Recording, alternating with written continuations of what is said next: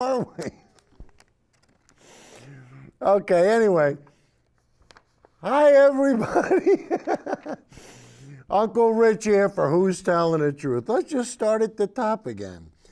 Guys, on the last show, I said that if Trump got elected, it would prove how stupid Americans are. Guess what happened? Well, guys, a lot of people are going to be, disappointed. And I got to be honest with you. I almost started throwing in the towel. I almost said, that's it. What's the sense? Why do I want to why do I want to try to, to convince people about who's telling the truth when people don't care? So if you don't care who's telling the truth, I'm saying, you know what? Let's just have more fun.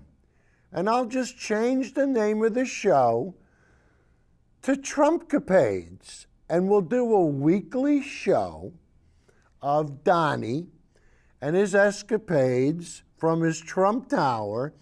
And guys, since he became president-elect, you're starting to see a change. And I think all of a sudden, the realization that he just can't cancel Obamacare. He just can't, you can't throw 22 million people out into the street that just got insurance. And he wants to keep parts of it, so the first thing he's going to do, his first day, he's going to repeal Obamacare. But now he wants to keep the parts where the insurance companies, can't deny people with pre-existing conditions, where kids can stay on their parents' policies. Now you were going to repeal it. Now you want to make changes to it. Why don't you mind up your make already? Get with let's figure out what you're going to do.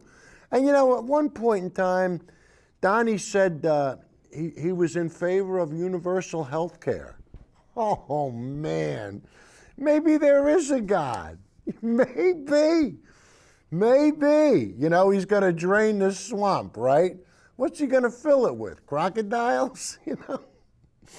And I tell you, he made his first two picks. But guys, what I really want to get into tonight is what's more or less like been the anti-media.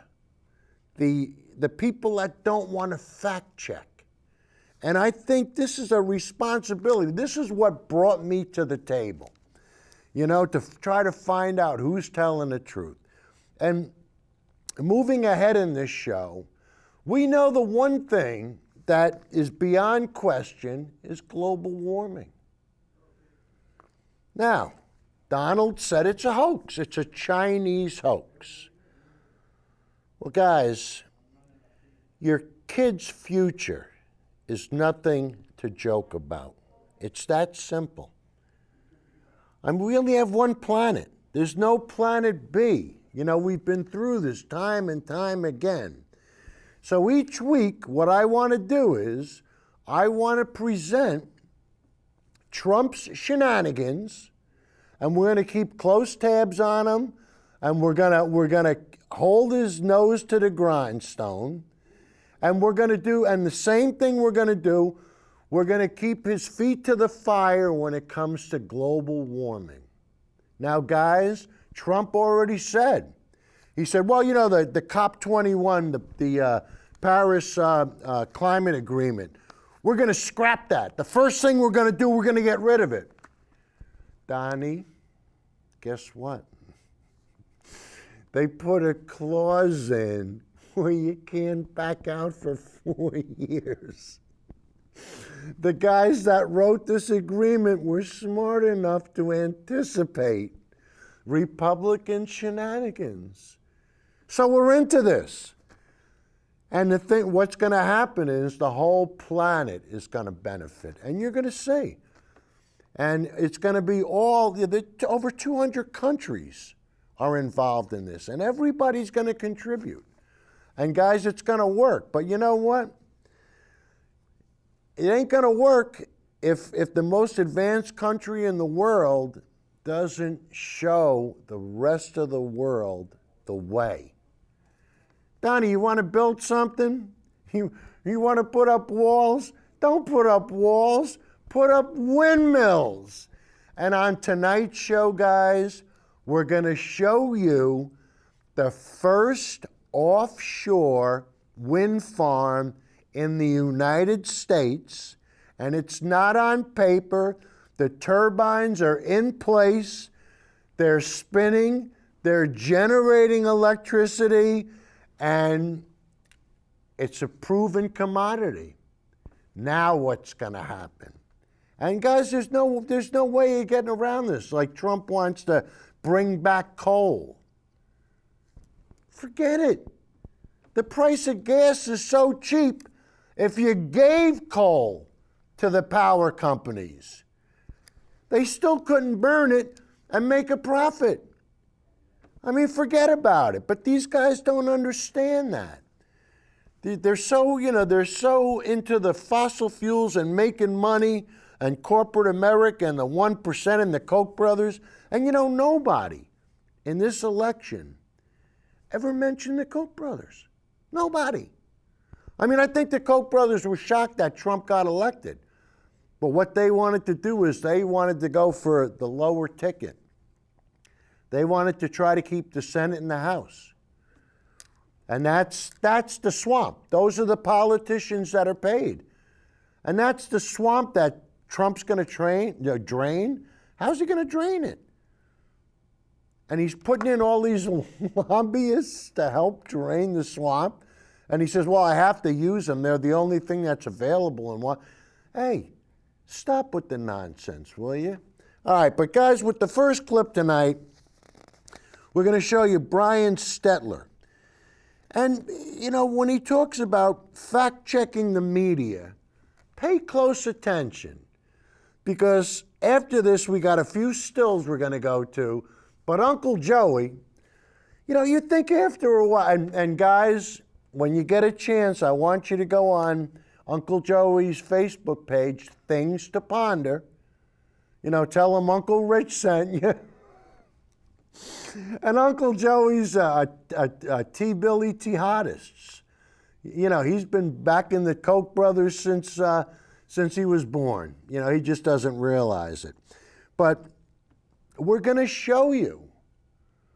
Joey comes on Facebook and he's telling me that Clinton got a bigger, Trump got a bigger popular vote than Clinton. I said, Uncle Joey, what we always say on this show. Where are you getting your information from? Be specific and cite your sources.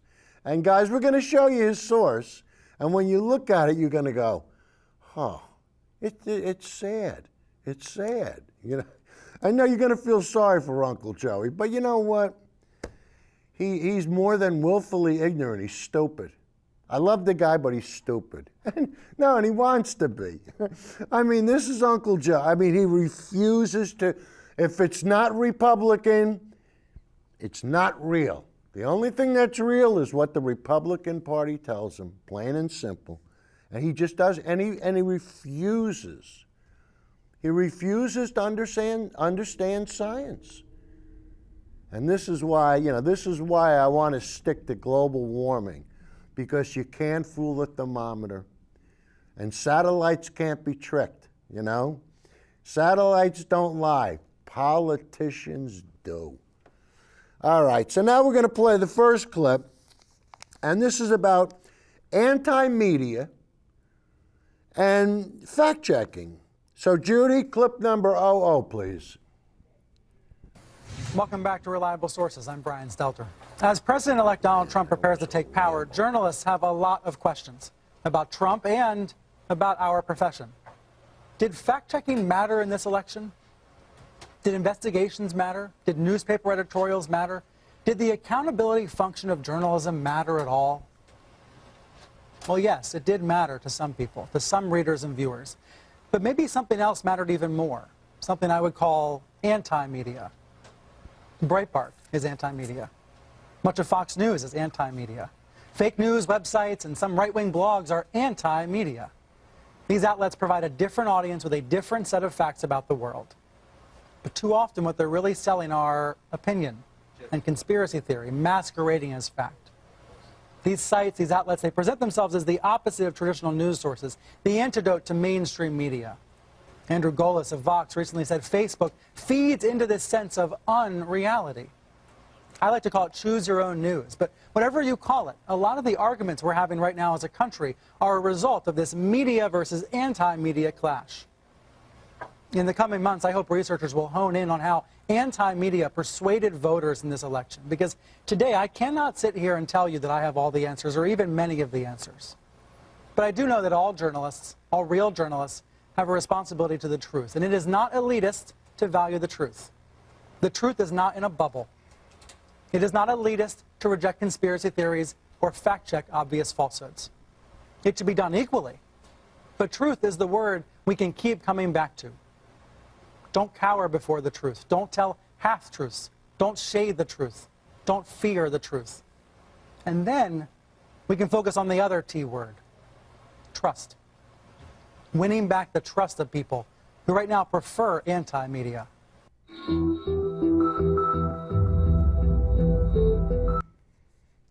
It's about trust, isn't it, guys? I mean, you know, how does that go? Fool me once, shame on me, fool me twice. I forget. One of the presidents tried saying something like that. But, guys, you know, you can't have a different set of facts. And this is why we want to stick with global warming and science, because it's all provable. You can't argue with a thermometer.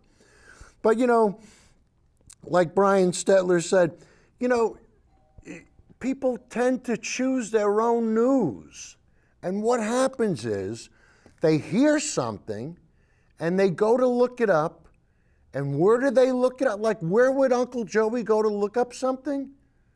On a conservative website. So what does he do?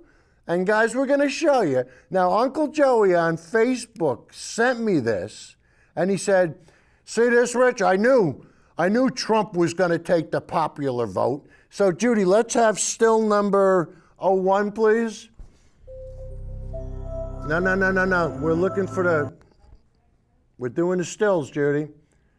There you go. All right, so guys, this is from 70 News. And this is what Uncle Joey is using as his source.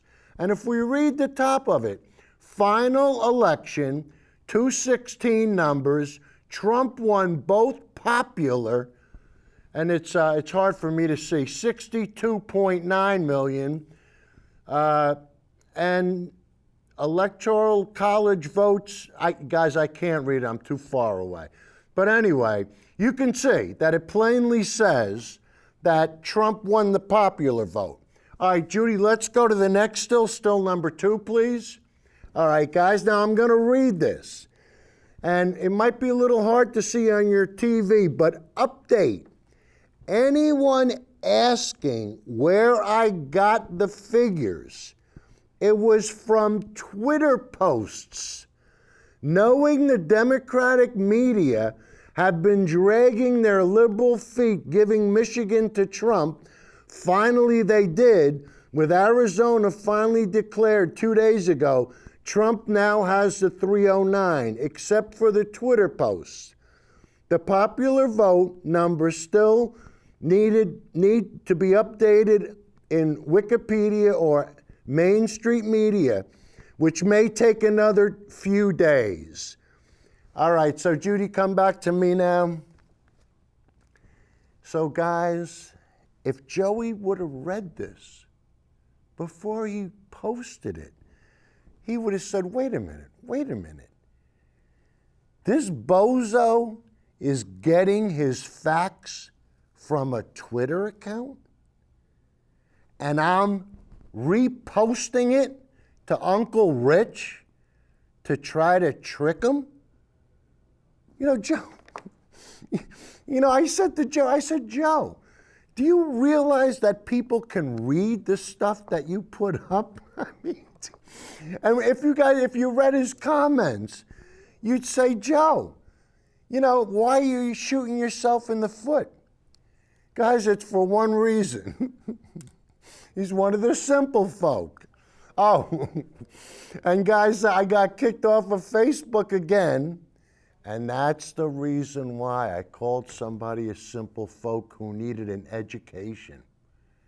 That's all it took. And I tell you what, on the next show, I'll bring the thing, and you can look at it and go, wow, Rich, yeah.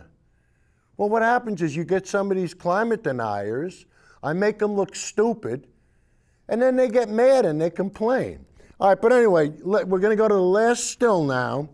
So, Judy, bring up number 3, please. And guys, this is this is kind of my fault because I didn't actually get the source. But you can see, it says the 2016 U.S. Senate, U.S. election results, and this is still ongoing. But it looks like Clinton has 61,039,000, and Trump has 60,371,000. And that's still, Judy, come back to me. That's about a 1 million vote advantage to Clinton. And that's still, with all the votes in California having not been counted, even as of today, guys. So, you know, so she's going to end up with maybe almost a 2%. She'll be above Trump. But it comes down to the Electoral College. And guys, you know, we heard this, and, you know, you hear it and you know it, and every election it comes up. But do we ever pay attention to it? Once every 4 years, right? But here it is, in only 16 years, in 2000 and in 2016, the popular vote lost out to the electoral vote. Now, isn't that telling us that something ain't kosher here? And even Trump said, you know, he doesn't think that, you know, it should be run on an electoral college. He thinks the popular vote, of course, you know. But what we're going to do now is we're going to rather than argue and misconstrue, we're going to watch a video, and this is from TED. And, you know, TED is a highly regarded source, and it's on the electrical, I have such a hard time saying that. And it's about its inception, how it was put into the Constitution. So at least the one thing we can do on this show is we can learn, so that in the future, you know, because like my wife said after the election, she goes, it's too late to do anything now. You're right. It's too late to do anything for this last election. But you know what? Let's set the bar for the next election. Let's make it so that the populist vote, what the most people in the country voted for, actually gets done. So, Judy, let's have clip number 4, please.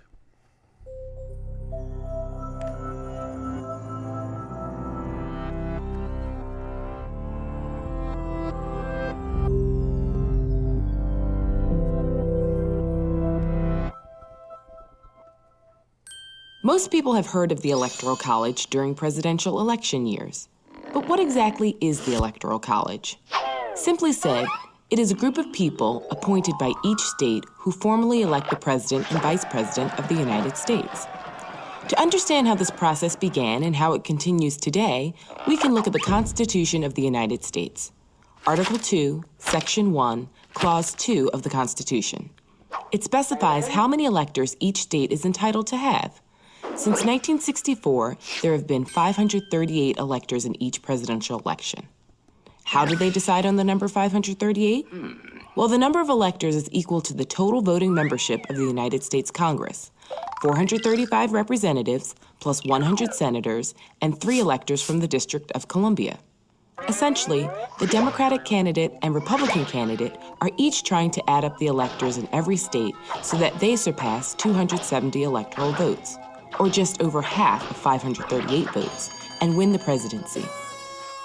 So how do states even get electoral votes? Each state receives a particular number of electors based on population size.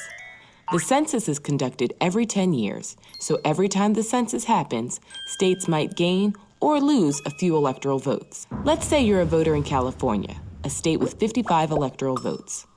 If your candidate wins in California, they get all 55 of the state's electoral votes. If your candidate loses, they get none. This is why many presidential candidates want to win states like Texas, Florida, and New York. If you currently add up the electoral votes of those 3 states, you would have 96 electoral votes. Even if a candidate won North Dakota, South Dakota, Montana, Wyoming, Vermont, New Hampshire, Connecticut, and West Virginia, they would only gain 31 electoral votes total from those 8 states. Here's where it can get a little tricky. On a rare occasion, like in the year 2000, someone can win the popular vote but fail to gain 270 electoral votes. This means that the winner may have won and collected their electoral votes by small margins, winning just enough states with just enough electoral votes, but the losing candidate may have captured large voter margins in the remaining states. If this is the case, the very large margins secured by the losing candidate in the other states would add up to over 50% of the ballots cast nationally. Therefore, the losing candidate may have gained more than 50% of the ballots cast by voters, but failed to gain 270 of the electoral votes. Some critics of the Electoral College argue the system gives an unfair advantage to states with large numbers of electoral votes. Think of it this way. It is possible for a candidate to not get a single person's vote, not one vote, in 39 states or the District of Columbia, yet be elected president by winning the popular vote in just 11 of these 12 states: California, New York, Texas, Florida, Pennsylvania, Illinois, Ohio, Michigan, New Jersey, North Carolina, Georgia, or Virginia. This is why both parties pay attention to these states. However, others argue that the Electoral College protects small states such as Rhode Island, Vermont, and New Hampshire, and even geographically large states with small populations, like Alaska, Wyoming, and the Dakotas. That's because a candidate can't completely ignore small states, because in a close election, every electoral vote counts. There are certain states that have a long history of voting for a particular party. These are known as safe states.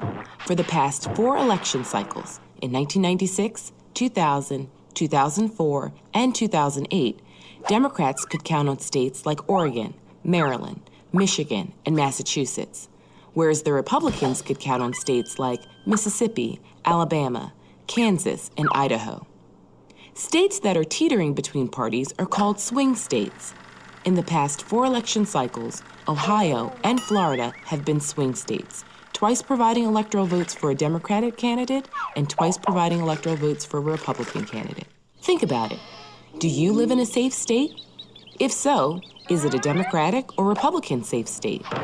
Do you live in a swing state? Are your neighboring states swing or safe? Is the population in your state increasing or decreasing? And do not forget, when you're watching the electoral returns on election night every 4 years and the big map of the United States is on the screen, know that the magic number is 270 and start adding.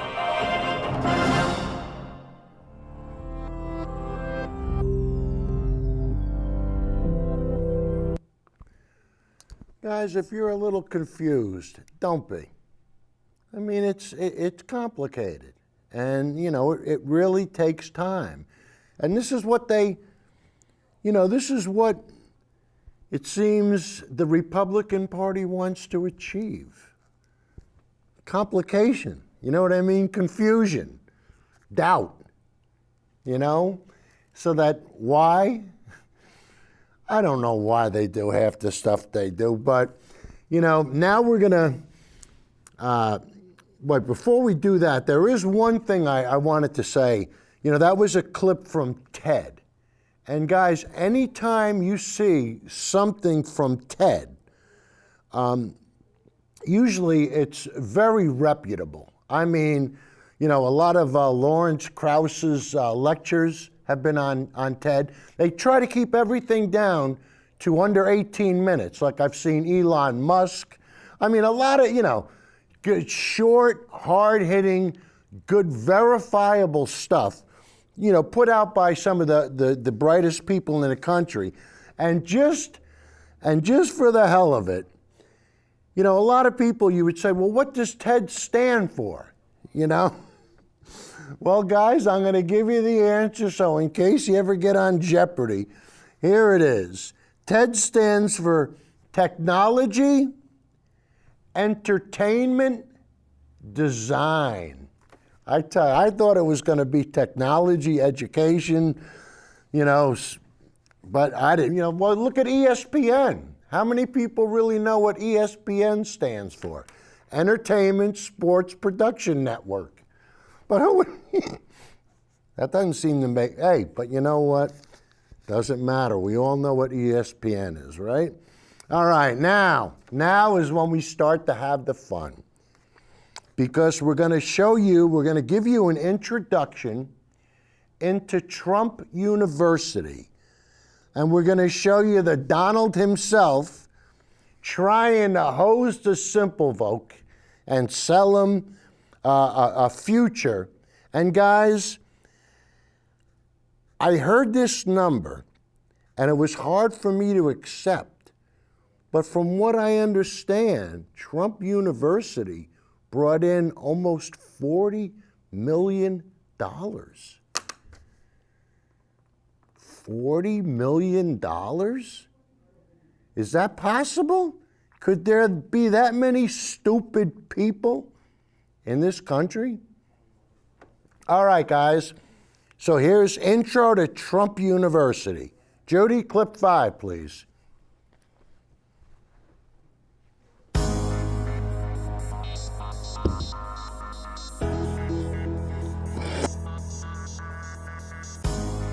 At Trump University, we teach success. That's what it's all about, success. It's going to happen to you. Donald Trump is without question the world's most famous businessman. As a real estate developer, he has reshaped the New York skyline with some of that great city's most prestigious and elegant buildings. Now, Donald Trump brings his years of experience to the world of business education with the launch of Trump University.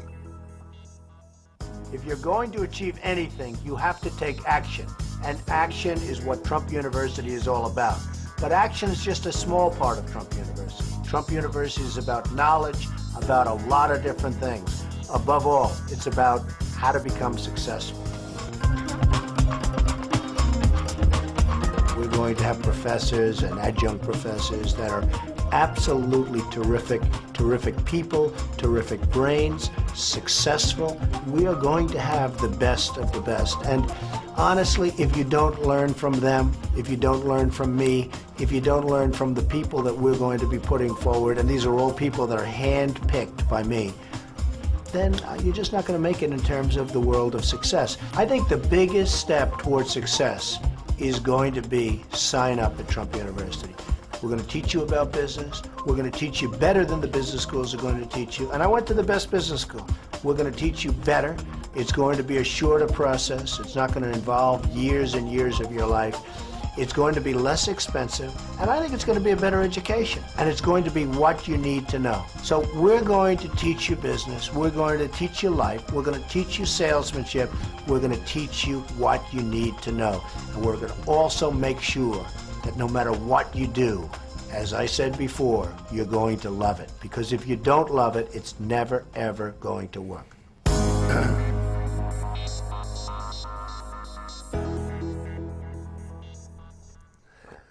Thank you, Mr. Trump. Guys, from now on, whatever I'm going to be derogatory, it's going to, thank you, Mr. Trump.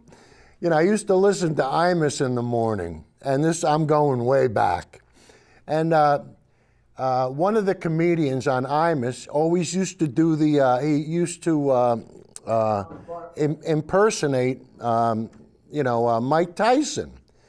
And they would always play jokes on him, and Mike Tyson would always say, thank you, Mr. Trump.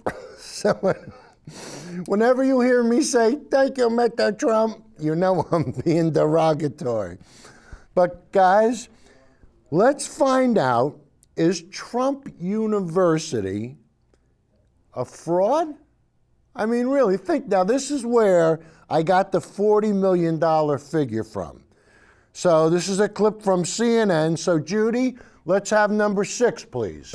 This was the promise of Trump University when it launched, direct from the university chairman's own mouth. At Trump University, we teach success. That's what it's all about, success. It's going to happen to you. It operated from 2005 through 2010 and enrolled 10,000 students in real estate courses that range from free seminars up to $35,000 for advanced training and mentoring. I think the biggest step towards success is going to be sign up at Trump University. For a while, it was a business success. Trump University took in an estimated $40 million from people who believed they too could someday become successful. Put proven Donald Trump secrets to work for you. But it turns out not everything Donald Trump promises comes true, and not all of his businesses lead to success. Trump University is closed. And it ended. Why did it end? Well, the economy crashed. The real estate market crashed and demand fell off a little bit. So while the company continues to exist, it's currently not accepting any more students and hasn't since 2010.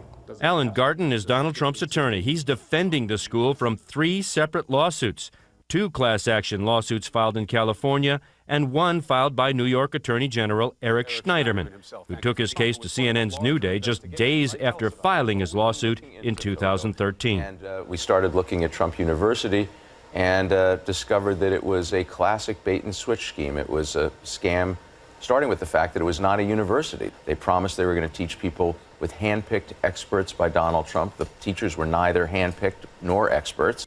He was very involved. From the early stages, he was meeting regularly, every week, every 2 weeks, with the people who were going to run the day-to-day operations of the course. So the allegation that he had nothing to do with this, that he didn't pick a single expert, as the New York Attorney General has claimed, you say is completely false. It's completely untrue, 100% untrue. The New York Attorney General declined to be interviewed for this report, but provided CNN with 6 of the 150 affidavits he says he's collected from unsatisfied Trump University students, who mostly complain their education at the school was worthless. Like this student who writes, "I have not been able to get in touch with anyone after I signed up for the Trump Gold Elite program. All the numbers have been disconnected. One student who paid $25,000 to have special access to high-level mentors claims he hasn't been able to get in touch with his non-existent power team. And as for investing knowledge, a student says he wrote off Trump University as a bad investment on my part. Most of the students never met or even laid eyes on Donald Trump. Trump University is now called Trump Entrepreneur Initiative. The school says it never promised anyone would meet the Donald." There's at least 10,000 people who paid. So you can go and pick 3 or 4 affidavits from people, or maybe 20 affidavits, or maybe 30 affidavits. It's still a minuscule amount. I have in my bag, and I'm happy to read to you, all the people who love the course. And he did, providing CNN with 14 affidavits from satisfied students. Garten says Trump will continue to fight all 3 lawsuits until he eventually wins, even if legal fees wipe out any profit he may have made. And in the end, win or lose, Trump University may have taught everyone a valuable lesson. Not every promise comes true.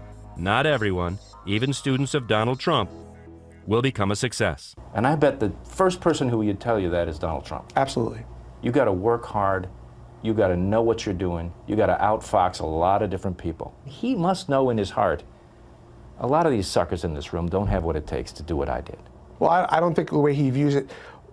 Let me just take a step back. First of all, I agree with you, okay? All we can do is provide the tools for people to go out there and apply these things. If I can't control what happens out in the real world, if someone goes and takes our classes and decides to sit on their couch and not apply them, I can't help that.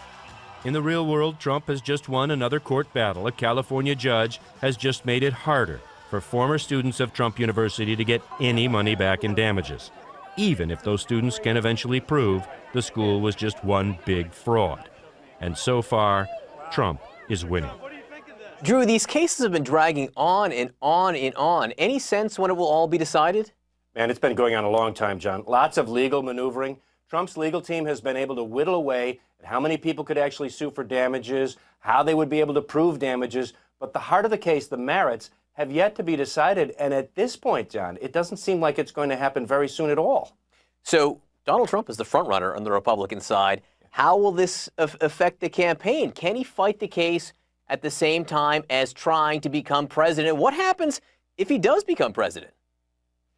You know, believe it or not, Trump's lawyer told me they actually had discussions about all this. What to do if there is a pending legal case and a President Trump. The strategy would be to seek a temporary hold on the case until that Trump presidency would end. But if that doesn't work, Trump's attorney says, look, it's not the first time a sitting president had to fight a lawsuit. But, John, a long, long way to go in both the campaign, as you know, and apparently in the battle over this Trump University. You know what I want to know? How does a lawyer develop enough character to want to defend Trump? I mean, really. I mean, why would you, how desperate do you have to be to want to stand with this guy? I mean, if he hosed all these people, and if it was all a fraud, why would you want to back him? I mean, are you that destitute? You need the money that bad that you'll sell out to defend Trump? And guys, the next clip, it gets even worse. You're going to see one of the salesmen that tried to sell, he was one of the best salesmen there. The tricks he used. And once you see this clip, you're going to go, oh, man, these guys deserve to go to jail. So, Judy, let's have clip number 7, please. We were bringing in the money. A lot of it. A lot of money. Were you said you were the top guy? Were you the top guy? I don't know if I was. I just know I'm really good at what I do. You've said you were the top guy. Okay, so maybe I was the top guy. I don't really know if I was or not. I just know that my numbers were from week to week to week, my numbers were in the top 1 or 2. James Harris's job was to get people to believe they, too, could be as successful at real estate as Donald Trump, and to reel them in, sign them up, get them to pay as much as $34,000 on the promise that the next seminar, the next class, would teach them all they would need to know. What do you know about real estate? Real estate is a very wide, huge business. I got involved in real estate personally myself in the 90s. And if you attended a James Harris Trump University seminar, you would hear a lot more about Harris's claims of success and experience in real estate. Claims made in this verbatim transcript of a Trump seminar he gave in San Bernardino, California. Do you remember when you said this? I'm a former licensed agent broker. At 29, I became the top 1% broker in the country. My mic's open, right? I build homes in Atlanta, Georgia, and I used to live in Beverly Hills. Yes. If I said those things, they are true. I did live in Beverly Hills, and We have no record of you ever living in Beverly Hills. Okay, well. We can't find your broker's license anywhere. Okay. And I have no idea what homes you built in Atlanta, Georgia. You build homes in Georgia? I'm not prepared to answer those questions today. You're not prepared to answer them. This is part of your pitch. No, is any of that true? Again, I'm not going to answer those questions because I haven't seen that. Well, you certainly know what you've done in your life. Well, I don't know I don't know where that's coming from. I don't know where you got it from. This is a transcript submitted in court. I've never seen it. I don't know if that's a court presentation that you gave in San Bernardino. These are the type of people Trump surrounds himself with. Well, what do you know about real estate? Again, I'm not prepared to answer those questions today. This is about Trump University. He kept walking up and down the aisle, flashing his Rolex in our faces. Bob Guillot was one of James Harris's students. He is part of a lawsuit trying to get back his $34,000. He says the school was a fraud, so was his teacher. He bragged that he had dinner with Donald Trump. Did you ever have dinner with him? I never had dinner with him. You never. So Bob Guillot was in one of your conferences, and you said you just had dinner with Donald Trump. In one of your speaking engagements. I don't have any recollection of that. James Harris admits his main job wasn't to teach real estate, it was to sell real estate seminars, always with the goal of hooking his audience into buying more classes. I was told to promote and sell the Trump University packages and the programs that they were offering, and that's what I did. They had to pay a fee to come to further their training at the next event. So it was, it went from event to event to event. Is that step by step, as it's been described, upsell by upsell by upsell? Kind of, sort of, yep. It's a little upsell from, well, if you pay this amount, we're going to teach you this much. If you pay this amount, we're going to go further with you. Here's an email you wrote. I just spoke to Austin and Irene, the older retired couple who had to pull the $30,000 balance for the gold, and she said it's done and should be in Monday, so that will be another $35K. We will easily have another $100K hit by Friday. Yahoo. Your associate, Ryan, responds, we've always been a dangerous team, brother man. These peeps don't have a chance against us. Smiley face. That's called sales. Is that called ripping off an old couple? Absolutely not. Named Austin Absolutely and Irene? $30,000? Again, I never saw that email, but that is sales. That's a typical sales email between two salespeople working on a deal. I don't know if those people had the money or not. They could have been putting up their last dollar. I don't know. All I know is that. Do you care? Of course we care, but I was doing my job. We did our job. Regardless of if they could afford it or not? Regardless if they could afford it or not. I didn't know if they could afford it or not. That was not my position. That was not my job. Other people did that. I don't know if they could afford it or not. We were told to show them all the ways that they could afford it and could come up with the finances to get into the business. Period.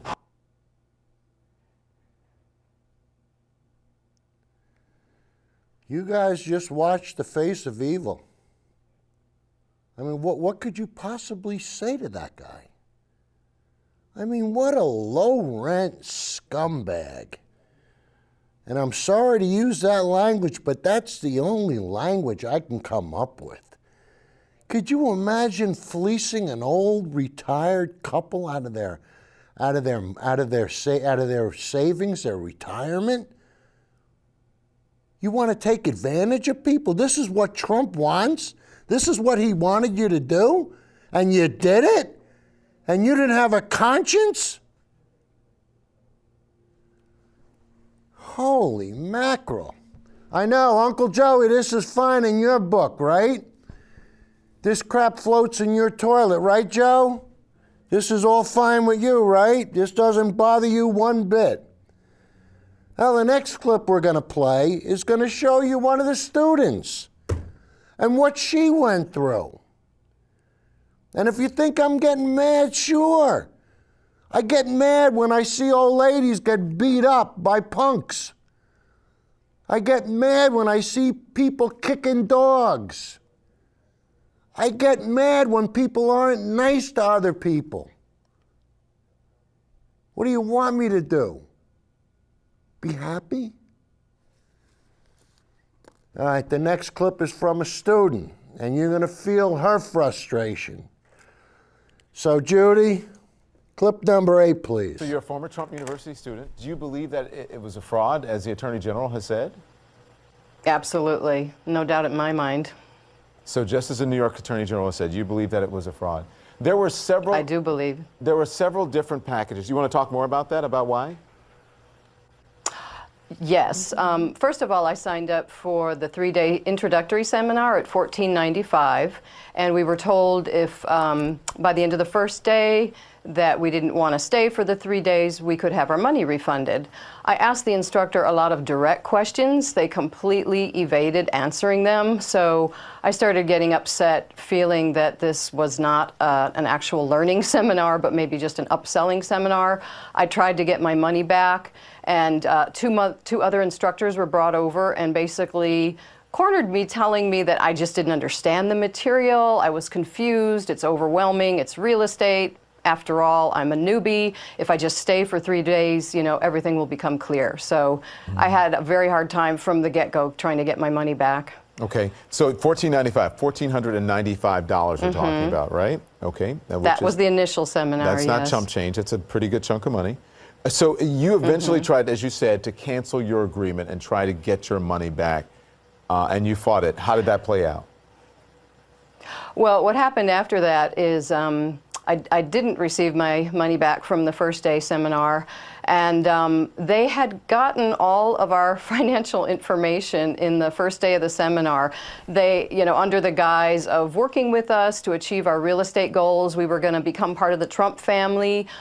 We were going to be mentored for a year. That was the gold package, which was $35,000.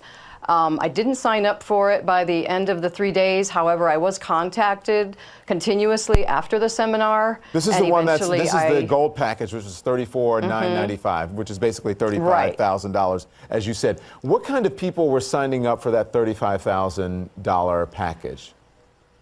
There was a lot of seniors there that had lost money in the stock market, so they were working with trying to rebuild their retirement. There was some husband-wife teams. I partnered up with a soldier that had just returned. There was a couple veterans there from Iraq.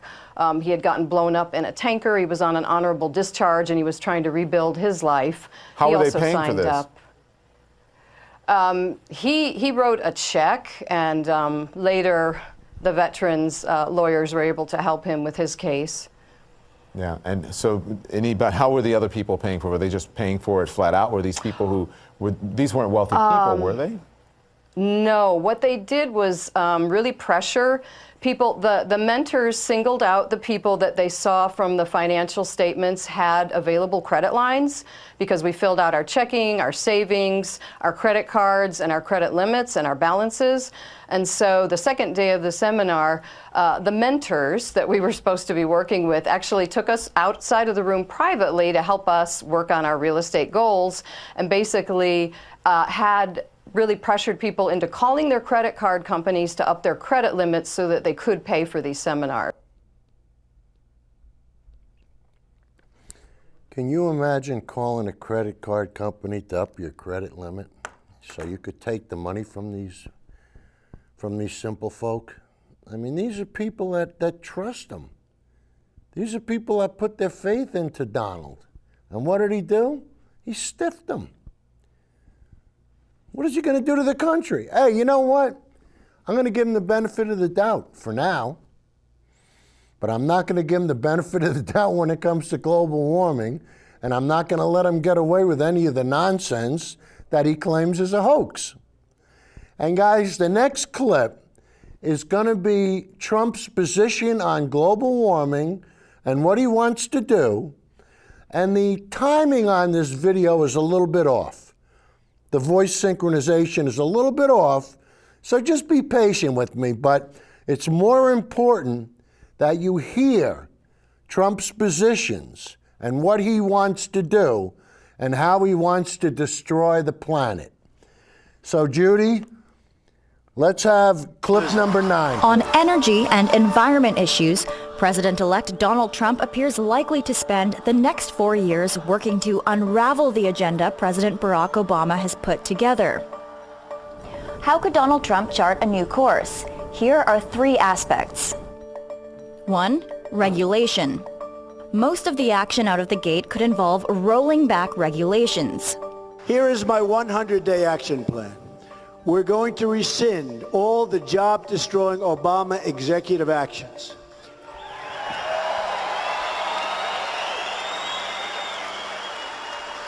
Including the Climate Action Plan and the Waters of the United States rule. Okay, remember that.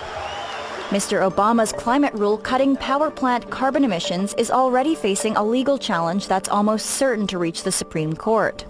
A federal appeals court decision on that regulation is expected soon, and Mr. Trump could opt out of defending the rule. We're going to save the coal industry. We're going to save that coal industry. Believe me, we're going to save it. I love those people. These are great people. The president-elect has also said he would unlock reserves of oil and natural gas. But doing so risks breaking his campaign promise to help the coal industry, given the damage low natural gas prices are inflicting on coal companies. Number 2, Mr. Trump's stance on climate change. Donald thinks that climate change is a hoax perpetrated by the Chinese. I think it's real. I did not. Science is real. I do not say that. And I think it's important that we... In 2012, Mr. Trump tweeted, "The concept of global warming was created by and for the Chinese in order to make U.S. manufacturing non-competitive." Mr. Trump has also said he would review a 2009 scientific finding issued by the Obama administration. It provides the legal foundation for President Obama's regulatory approach to climate change.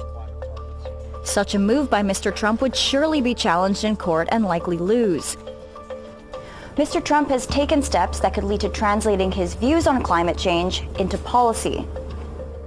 The head of environmental policy on his transition team is Myron Ebell, a prominent skeptic of climate science. Number 3, the Paris Agreement. And if we follow through on the commitments that this Paris Agreement embodies, history may well judge it as a turning point for our planet. So this gives us the best possible shot to save the one planet we've got. The 2015 Paris Agreement is a deal in which nearly every country put forth plans to reduce emissions of carbon dioxide. Richer countries also agreed to supply $100 billion to a global climate fund to help poorer countries. We're going to cancel the Paris Climate Agreement and stop. Unbelievable. And stop all payments of the United States tax dollars to UN global warming programs. Mr. Trump can't cancel the existing deal unilaterally, but he could begin the process of withdrawing the U.S., or he could establish a requirement that the Senate ratify the deal, which it would be unlikely to do.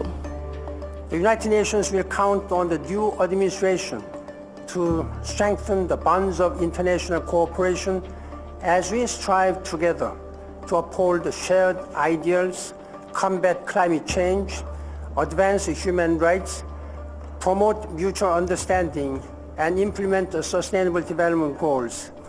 Many of Mr. Trump's proposals on energy and climate policy do lack detail, leaving some climate change experts hopeful that he may tone down his plans to block policies that would help stop global warming.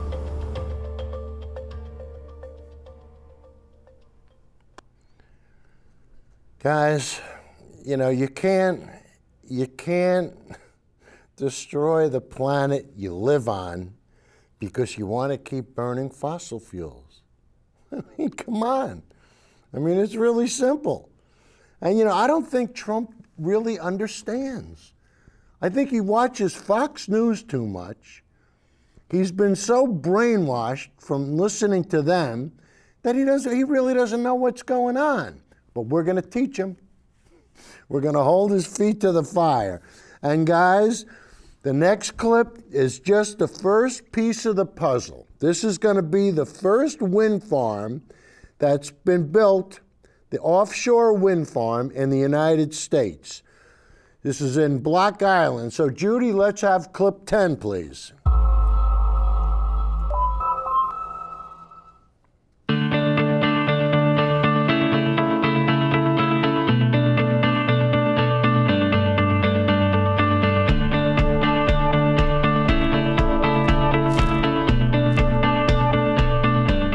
Block Island project is very important to Fred Olsen Windcarrier because it's the first of its kind. It's a landmark project and a groundbreaking project of the emerging US offshore wind industry. And that's obviously industry we want to partake in and help bring forward. So it's been very important for us to be able to execute this project efficiently, successfully, and on time. The result of 2 years of meticulous planning is now visible 3 miles off the coast of Block Island.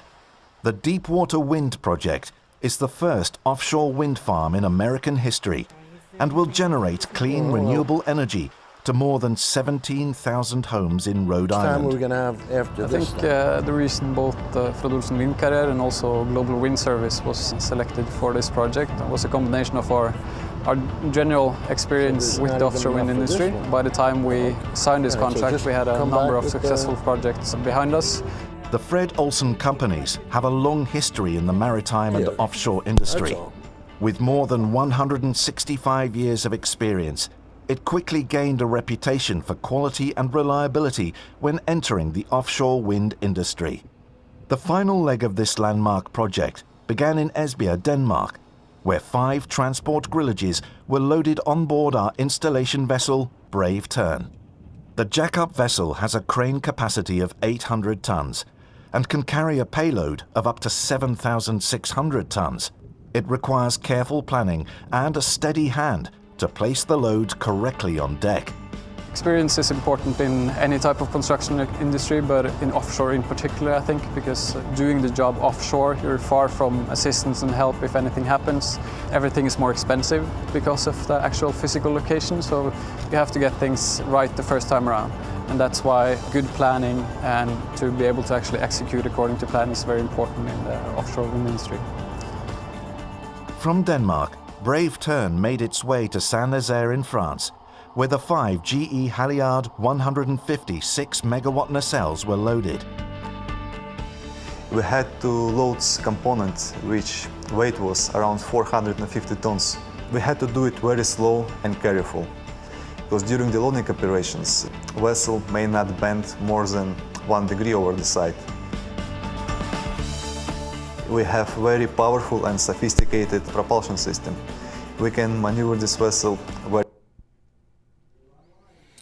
Guys, I apologize. We spent a little too much fun with Uncle Donnie. So I think that's what I'm going to call him from now on, Uncle Donnie. Because, well, what else can I call him, you know? But anyway, so you got a flavor of the way the show is going to go. We're going to have fun with Trump, and we're going to hold his feet to the fire with thermometers and satellites when it comes to global warming. So everybody, we'll do the windmills next show. We'll see you next week. Toodles.